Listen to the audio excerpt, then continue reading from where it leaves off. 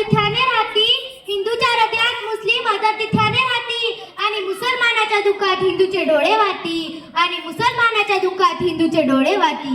जातीयता, धर्मता, विश्वतेचे नाव नसे, स्त्रियांना सन्मानाने कायद्याचे राज्य असणार, जागतिक महासत्ता असा माझ्या स्वप्नातील भारत.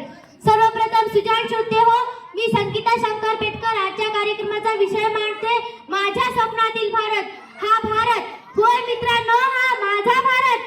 लाखो करोड भारतीयांच्या नसानसातील रक्ताच्या थेंबा थेंबात तुडुंब भरलेला असा हा माझा भारत. इथल्या भारतीयांचा श्वास असलेला असा हा माझा भारत. पण एकेकाळी सोन्याचा धूर निघत असलेल्या माझ्या या भारत देशाला कुणाची तरी दृष्ट लागली हो, कुणाची तरी दृष्ट लागली, आणि हा विस्मता, भ्रष्टाचार, गुन्हेगारी, बेकारी, गरिबाने संपूर्ण संपन्नात देशाचीच वाट लावली हो, देशाचीच वाट लावली. आणि हा विषय देण्याची वेळ संयोजकावर आली. हाच विषय मांडण्यासाठी मी तुमच्या समोर उभी आहे. माझ्या स्वप्नातील भारत, किती सुंदर कल्पना. कसा आहे माझ्या स्वप्नातील भारत?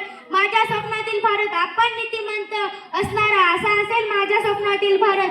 ज्या राष्ट्राचे उत्पादन सर्वात श्रेष्ठ असते, ते राष्ट्र सर्वात श्रीमंत असते, आणि जिथे सरसोटी, प्रामाणिकपणा, ऐलाधारी नसतो, तो देश स्वतःहूनच नंबर 1 असतो, तो देश स्वतःहूनच नंबर 1 असतो. मित्रांनो, आज तुम्हाला कळतच आहे की आपल्या भारत देशाची अवस्था कशी झाली आहे. एका कवीने म्हटलेच आहे की येशूच्या जन्मेवरती श्रीराम झाले तुकात, येशूच्या जन्मेवरती श्रीराम झाले तुकात. मशिदेलाही जळून हे स्वप्न पाहिलेले, मशिदेलाही जळून हे स्वप्न पाहिलेले. मित्रांनो, देशातील लाखो करोडो लोक, धर्म, पंथ, जात हे सारं काही बाजूला सारून एका भारतातील म्हणून राहू सुखाने व समाधानाने देशात येणाऱ्या प्रत्येक संकटाशी मात पडावेचे सुचतील. अतिरेक्याचे हात मुळापासूनच छाटतील, अतिरेक्याचे हात मुळापासूनच छाटतील, आणि आमची एकी पाहून आमचा राष्ट्र शत्रूचेही डोळे पांढरे होती, आणि आमची एकी पाहून आमचा शत्रू राष्ट्राचेही डोळे पांढरे होती. असा असेल माझ्या स्वप्नातील भारत. कोपर्डी सारख्या घटनेला लाखो जणांना उठाव लागणार नाही. माझ्या देशातली प्रत्येक स्त्री स्वातंत्र्य व सक्षम असेल, मानवता हाच त्यांचा धर्म असेल, भारतीय हीच त्यांची जात असेल, देशभक्ती हीच त्यांची प्रीती असेल, नवनवीन तंत्रांचे शोध लावणे हीच त्यांची भूक असेल, देशसेवा हेच त्यांचा निष्ठा असेल, कर्तव्य हीच त्यांची निष्ठा असेल, आणि भारत हाच त्यांचा देव असेल, आणि भारत हाच त्यांचा देव असेल. मित्रांनो, माझ्या देशातील कोणतीही कळी गर्भामध्ये खुडल्या जाता कामा नये.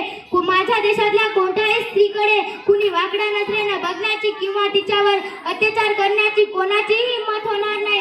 कारण माझ्या त्या उलट कल्याणच्या सुभेदाराच्या सुनेला चोळी व बांगडी देऊन पाठवणारे छत्रपती शिवाजी महाराजांनी म्हटलेच आहे, अशीच आमची आई असती सुंदर रूपवंती, अशीच आमची आई असती सुंदर रूपवती. आम्ही पण झालो असतो सुंदर बदले छत्रपती, आम्ही पण झालो असतो सुंदर बदले छत्रपती. माझ्या स्वप्नातील भारत घडवण्यासाठी मी एवढंच आवाहन करेल की माझ्या स्वप्नातील भारत घडवण्यासाठी मी एवढंच आवाहन करेल की तुमच्या मनगटात बळ आहे सिंहालाही कवेत घेण्याचे, तुमच्या मनगटात बळ आहे सिंहालाही कवेत घेण्याचे, तुमच्या नजरेत जरब आहे मृत्यूलाही कापवण्याचे, तुमच्या नजरेत जरब आहे मृत्यूलाही कापवण्याचे. असं पुन्हा एकदा वळवळून आभाळाला आवाहन करा, आणि माझ्या तुमच्या सर्वांच्या भारत देशातून पुन्हा एकदा सोन्याचा धूर निघू द्या, माझ्या तुमच्या सर्वांच्या भारत देशातून पुन्हा एकदा सोन्याचा धूर निघू द्या. एवढे बोलून मी माझे भाषण संपविते.